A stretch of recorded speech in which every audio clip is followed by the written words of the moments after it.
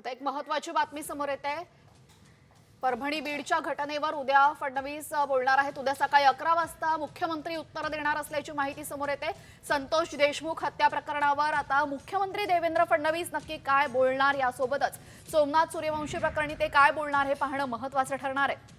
बीड आणि परभणी या दोन्ही घटनांवर उद्या देवेंद्र फडणवीस बोलणार आहे। गेल्या काही दिवसांपासून या दोन्ही ठिकाणी झालेल्या घटनांवरनं मोठा गदारोळ होतोय, आंदोलन पेटलेलं आहे। विरोधकांनी सुद्धा हा मुद्दा धरून ठेवलेला आहे आणि त्यानंतर आता मुख्यमंत्री देवेंद्र फडणवीस काय बोलणार हे पाहणं महत्त्वाचं ठरेल। आता एक महत्त्वाची बातमी समोर येते। परभणी बीडच्या घटनेवर उद्या फडणवीस बोलणार आहेत। उद्या सकाळी 11 वाजता मुख्यमंत्री उत्तर देणार असल्याची माहिती समोर येते।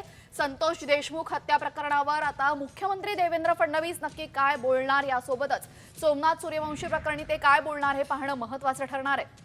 बीड आणि परभणी या दोन्ही घटनांवर उद्या देवेंद्र फडणवीस बोलणार आहे।